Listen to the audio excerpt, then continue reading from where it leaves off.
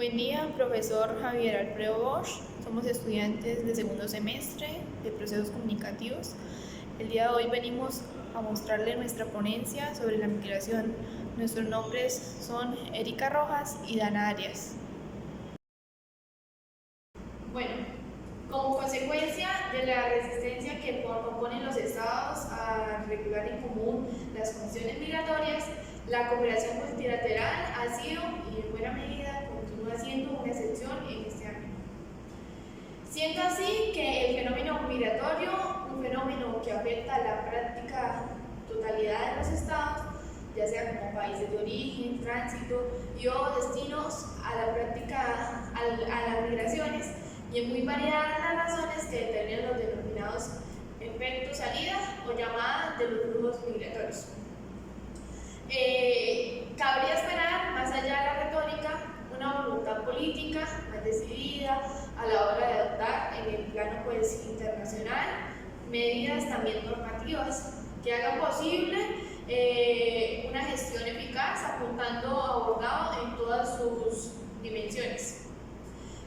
También las razones de esa indiferencia son fáciles de adivinar y tienen que ver con la divergencia de intereses entre país de destino, tránsito y origen de flujos de migraciones.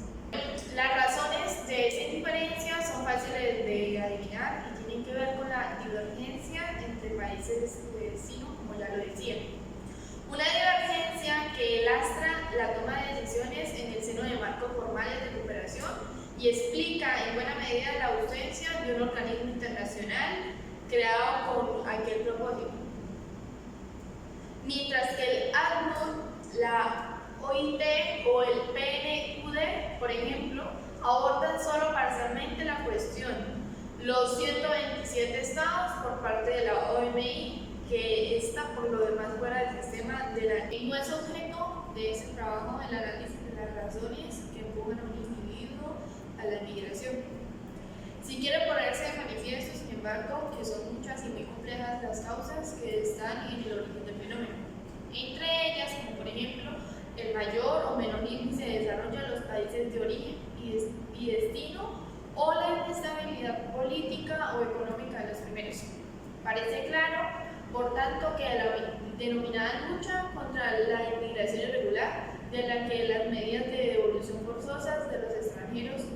que día a día batallan contra esta migración. En todo caso, se deberían trascender los aspectos relacionados con la seguridad y el control de fronteras y atender también a la garantía de la seguridad humana de los individuos que de otra manera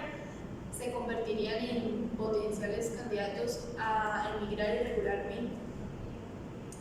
Incumbe pues al Estado la responsabilidad primaria de proteger a sus nacionalidades y de proporcionarles un nivel de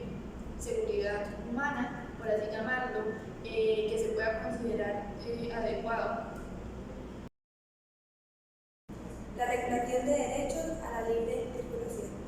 La movilidad internacional de los individuos tiene diferentes manifestaciones. Su ejercicio requiere en primer lugar permitir a dicho individuo que cruce una o varias fronteras, saliendo de un determinado estado y circulando libremente con el fin de establecerse en estados diferentes o regresar del primero. Desde el punto de vista normativo, la DUTH constituye una referencia ineludible del artículo 3.2 que establece que toda persona tiene derecho a salir de cualquier país, incluso del propio, y de regresar a su país.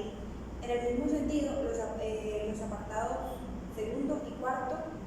de PIDCP se refieren al derecho de toda persona a salir libremente de cualquier país y al derecho de no ser privado. Sin embargo, no parece afirmar que el derecho internacional reconozca a los individuos un derecho a elegir como país residencia un estado diferente de su nacionalidad. El carácter general, por lo tanto, la libertad de circulación no lleva a aparejar el derecho de establecimiento a efectos de residencia,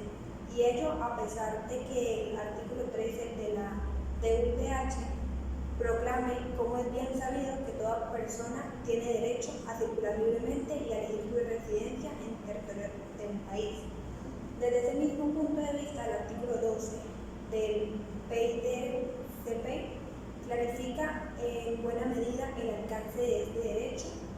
el establecer que toda persona se halle legalmente en el territorio de un Estado tendrá derecho a circular libremente por él y a escoger libremente en él su residencia. Los instrumentos regionales de protección de derechos humanos regulan también las condiciones de ejercicio de derechos a la libre circulación. En el ámbito europeo, dicha regulación está contenida en el protocolo número 4 al CEDH, los artículos 22 de la Convención Americana sobre los Derechos Humanos,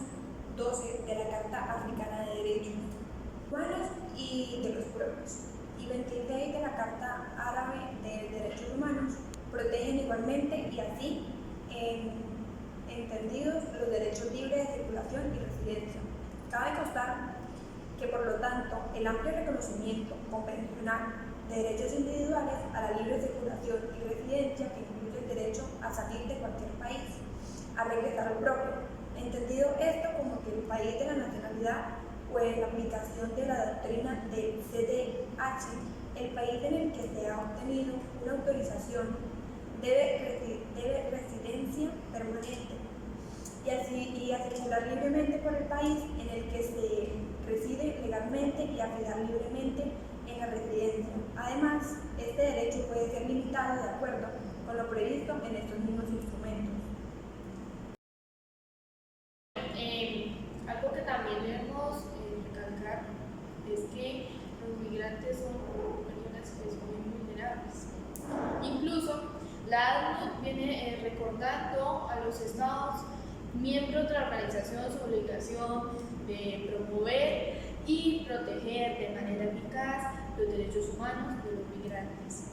de conformidad con la Declaración Universal de Derechos Humanos y los instrumentos internacionales en los que sean partes, en particular los pactos internacionales de derechos humanos,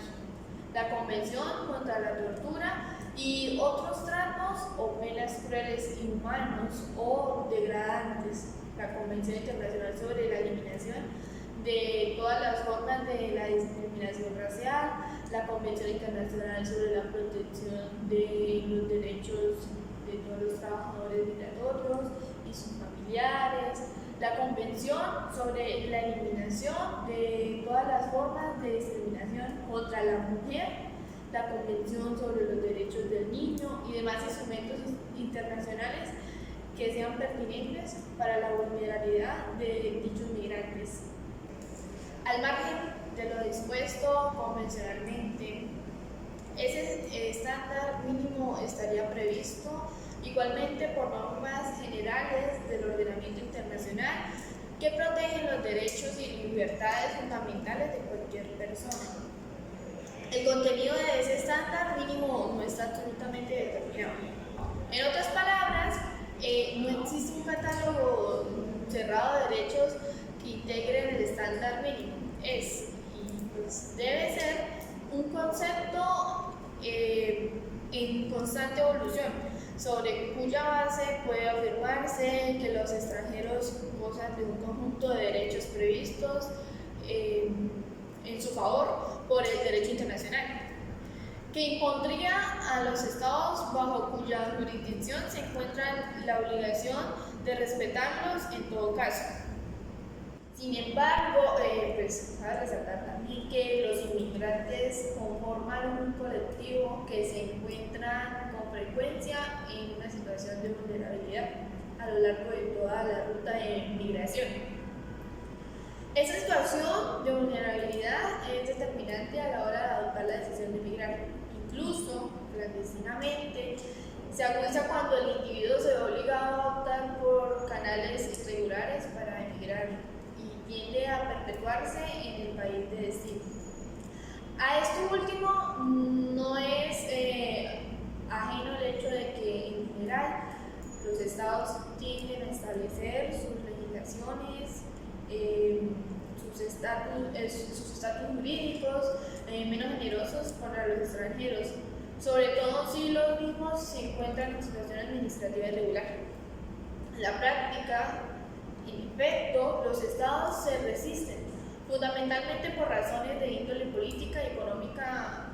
a la plena equipación. Por supuesto, el Estado puede asumir convencionalmente la obligación de equipar el trato que da a determinados extranjeros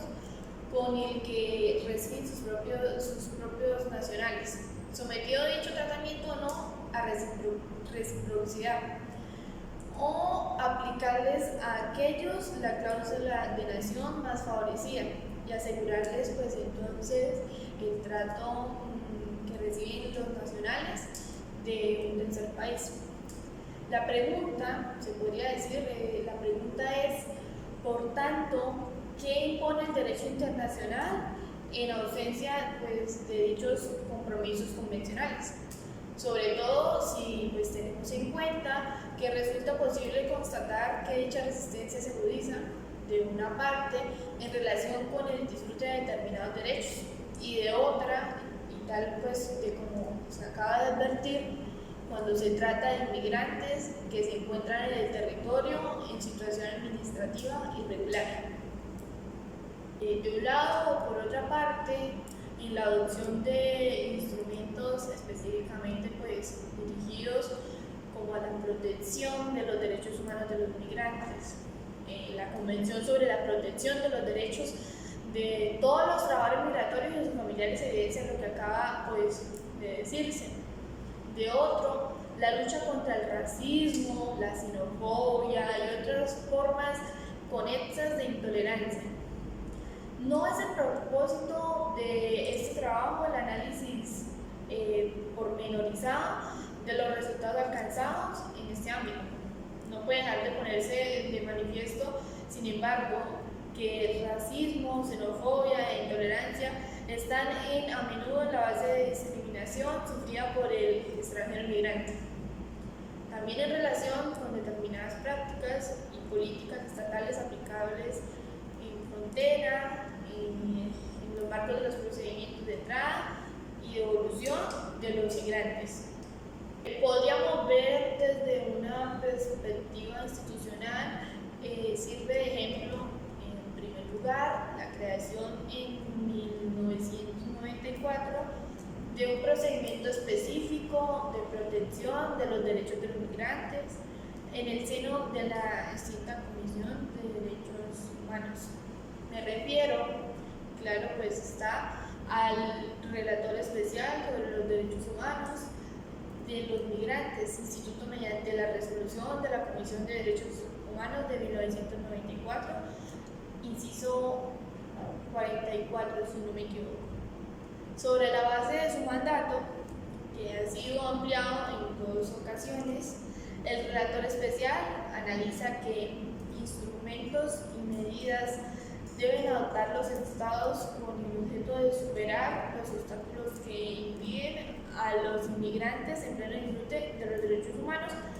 y también pues asegurar su protección y hace recomendaciones en tal sentido. Otros órganos de protección internacional de derechos humanos convencionales y extraconvencionales sirven al mismo tiempo como propósito, dado pues que ya se ha dicho que la condición de migrante coloca al individuo en una situación de mayor vulnerabilidad frente a la discriminación y a las violaciones de los mismos derechos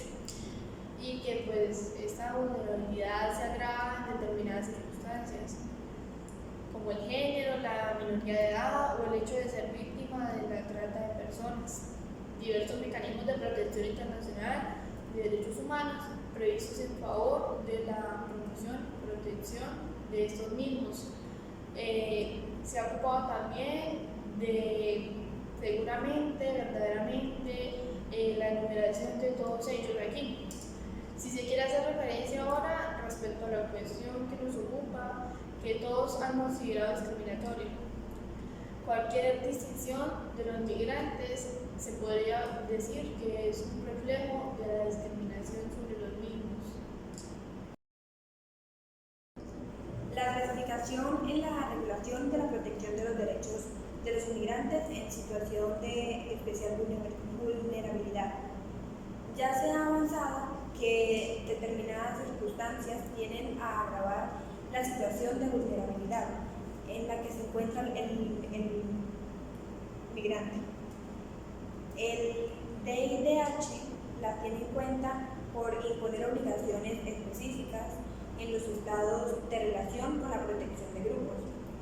De ello, vamos a ocupar en esta parte el del trabajo. Debe advertirse que, aunque serán analizadas automáticamente, dos o más de esas circunstancias pueden darse conjuntamente. En el caso de la inmigrante en situaciones administrativas irregular, que es además víctima de la violencia de género, o de la menor extranjera no acompañada que se encuentra en situación irregular en el país del destino. Bueno, como la situación administrativa, se puede decir que esta situación es irregular. La situación de vulnerabilidad en la que se encuentra el inmigrante por el hecho de serlo es de particular gravedad cuando no cuenta en el país de acogida con la autorización para trabajar o residir legalmente en el territorio. Esto es así al menos en dos sentidos, se podría decir. De un lado, durante su estancia irregular, está particularmente expuesto a la discriminación y a la vulneración de sus derechos fundamentales. Y por otro lado, podemos decir que no está, al menos en principio, protegido frente a una expulsión de ese territorio. También, pues, más sin embargo, para los derechos internacionales de derechos humanos, la situación pues, administrativa en la que se encuentra el individuo no modifica la obligación del Estado de garantizarle el disfrute de un determinado número de derechos fundamentales. Tal y como ha recordado en este sentido, la calidad migratoria de una persona no puede constituir de manera alguna una justificación para privarla del goce y ejercicio de sus derechos humanos, entre ellos los de carácter laboral. El Estado debe también pues, adoptar todas las medidas legislativas y de otro tipo que sean necesarias para asegurar el cumplimiento de las obligaciones que en este punto le impone los derechos internacionales de derechos humanos. Y nos referimos a medidas de naturaleza positiva, dirigidas a remover los obstáculos que de hecho impiden al inmigrante en situación administrativa irregular el pleno disfrute pues, de sus derechos. Los menores extranjeros no acompañados. El menor extranjero no acompañado se encuentra porque en una situación de especial vulnerabilidad, cualquiera que sea la causa de que haya originado, dado que en esta situación el menor pueda tener dificultades particulares para haber garantizado el disfrute de sus derechos, se imponen al Estado, especialmente al Estado de acogida, una serie de obligaciones específicas con el fin que se entiendan las necesidades especiales de aquellos menores y se logre manejar efectivamente aquel disfrute, de lo cual resulta condición indispensable que el Estado se haga cargo del menor. Así lo establece el artículo 20, cuando establece que los niños temporales o posteriormente privados de su medio familiar o cuyo interés superior elija que no permanezcan en este medio, tendrán derecho a la protección y asistencia especial del Estado.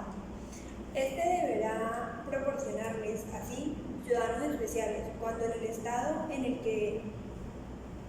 el menor se encuentra es diferente del estado de la nacionalidad. La permanencia del menor se convierte en una condición sin la cual no es posible proporcionar dichos ciudadanos ni permitir al menor desarrollar su proyecto de vida propio. Se ha abordado desde dos puntos de vista la situación de los menores extranjeros no acompañados. De un lado, se ha servido a la configuración de un estatuto, de un conjunto de derechos del que el menor deberá gozar en el territorio del Estado que ejerce jurisdicción sobre él. Desde este punto de vista, el derecho internacional impone a los Estados una serie de obligaciones en la relación con la garantía de sus derechos. Destaca en este punto, ya mencionado, que no es, sin embargo, el único instrumento multilateral de derechos.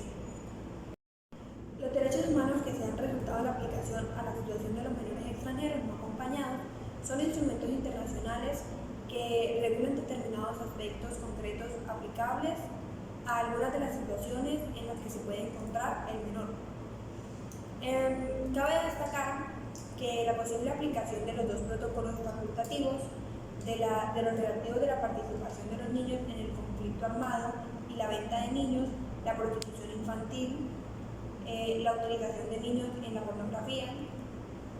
ambos fueron aprobados el 25 de mayo y están en vigor desde el 28 de enero. En segundo lugar, los convenios que se hallan relativos de la protección del niño y la cooperación de materia de la adopción internacional y la competencia de la ley aplicable y el reconocimiento, la ejecución y la cooperación en materia de responsabilidad parental y de medidas de protección de los niños. Por último, todavía en el marco de este bloque normativo, destacan otros instrumentos no vinculantes que pretenden orientar la acción de los estados en los que se ha hecho el tratamiento del fenómeno de la emigración de menores extranjeros no acompañados. También se deberían adoptar medidas que promueven la concertación de acuerdos bilaterales o multilaterales o la adhesión en acuerdos existentes, mediante el artículo 35 que dispone el Estado, parte que tomará en gran parte todas las medidas del carácter nacional, bilateral, multilateral, que sean necesarias para impedir el secuestro, la venta de niños para cualquier fin o en cualquier forma. Esta obligación se contiene igualmente en el protocolo para prevenir y sancionar la trata de personas, especialmente de mujeres y niños, que complementa la Convención de Naciones Unidas contra la Delincuencia Organizada Transnacional. Ya he tenido ocasiones de señalar otro lugar que considero que la inmigración irregular a los menores constituyentes de frontera gris entre trata de personas y tráfico de migración. Se puede considerar en general que el caso de tráfico de inmigrantes se pone voluntariamente a cambio del pago de una cantidad de dinero en manos de las redes que logran instrumentarlos del país de destino y que esa voluntariedad no se da. Por otro lado, tenemos también a las mujeres migrantes que sufren pues, violencia de género. Como ya la relatora especial sobre los derechos humanos de los migrantes observará en 2005, la feminización es un rasgo fundamental de las migraciones internacionales. También en lo que hace a los tipos de violencia a los que se enfrentan las mujeres migrantes, que abarca la violencia de género, la violencia doméstica e intrafamiliar, los actos racistas, los xenófobos, las agresiones sexuales, la mutilación genital femenina y la trata de mujeres. Afirma también que el desconocimiento del idioma, el desarraigo de su familia y de su entorno vital, la situación de precariedad económica en la mayoría de los casos y el temor a la expulsión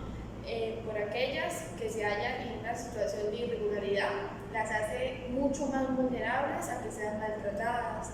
y a que sufran muchas más consecuencias por parte de lo que vendría siendo la migración. La cuestión de cuál sea la protección debida a las mujeres migrantes frente a la violencia o al maltrato y cómo ello afecta pues, a la facultad de Estado de decidir sobre su evolución al país de origen, puede decir que esta situación pues plantea muchos interrogantes. El primer interrogante se podría decir que de ellos se refiere el alcance de las obligaciones del Estado de acogida cuando dichas formas de violencia, como son la violencia doméstica, mutilación genital femenina, entre otras más, se dan en su territorio. Determinados tratos internacionales de derechos humanos tienen en cuenta la particular situación de vulnerabilidad frente a dichos fenómenos. En el plano regional, desde la Convención Interamericana para prevenir, sancionar y erradicar la violencia contra la mujer y el recién Convenio Europeo para prevenir y combatir también la violencia contra las mujeres y la violencia doméstica. En segundo lugar, tenemos que en el supuesto de que dicha violencia se diese en el país de origen, el lado fundamental se refiere al alcance de dicha protección. Entonces nos preguntamos, ¿se consideran los estados parte de la Convención de Ginebra de 1951 obligados a conceder asilo a una mujer que se encuentra en esta situación? Podríamos decir que aunque la práctica en este sentido es muy heterogénea y en general restrictiva, sí parece claro que estamos ante situaciones cuya gravedad justifica algún nivel de protección por parte del Estado de acogida. Como mínimo, y en el cumplimiento del principio, estos estados deberían abstenerse de devolver a su país de origen a una mujer cuya vida o seguridad corre peligro por la perspectiva de verse sometida a formas de persecución que, como son la violencia sexual, tienen una relación directa con su género, es decir, por el simple hecho de ser mujer. Los miembros de la familia de los inmigrantes tienen un derecho a la reagrupación familiar, pues la práctica estatal revela que, en general, los estados consideran una obligación de la admisión en su territorio de determinados familiares de los inmigrantes ya residentes. Como consecuencia de ello, los derechos internos del país acogido de inmigrantes regulan procedimientos específicos que permiten a este ejercer el derecho de la reagrupación familiar de acuerdo con las condiciones en que se vean previstas. En el principio, no cabe desconectar lo que acaba de ponerse de manifiesto de la protección que recibe la familia, en el derecho a la vida familiar en el ámbito de los derechos humanos. Esto es el mismo tipo de razones que sustentan el hecho de que un nutrido grupo de tratados internacionales de derechos humanos incorporen disposiciones relativas a la protección. Los derechos de la familia y el derecho a reformarla explicarían que los estados extiendan dicha protección a los no nacionales que residen en su territorio y reconozcan que la misma pasa por permitir que la entrada y la residencia de los familiares, o sea, aceptarlos en su vivienda familiar. Quiere esto decir que se supone que siendo un derecho a formar una familia y el derecho a la vida familiar, que implica el derecho a vivir con los parientes próximos, derechos en los que el Estado deberá garantizar todas las personas que están bajo su jurisdicción,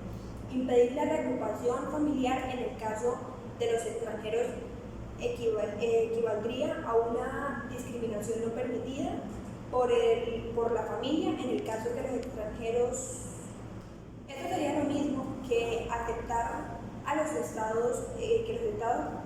tienen una obligación de prever mecanismos de admisión a los familiares de los inmigrantes que han sido previamente autorizados a residir en el territorio. Sin embargo, puesto que entre dicho del derecho y el Estado a decidir cuántos extranjeros admiten a las condiciones de dicha admisión, que esta conclusión supone debe ser inmediatamente matizada. Y ello porque los estados consideran que dada precisamente su facultad de decidir sobre la admisión y la permanencia cierto grado de condicionamiento serán los jueces y los tribunales internos y en última instancia los órganos de protección internacional de derechos humanos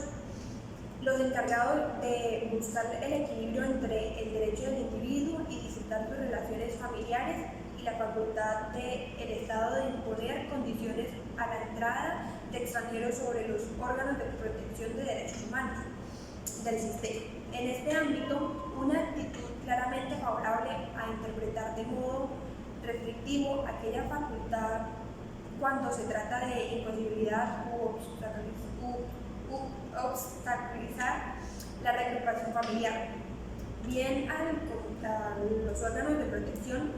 vienen solicitando de los estados la adopción de medidas tendentes a la facilitación de la reagrupación familiar de los inmigrantes que residen legalmente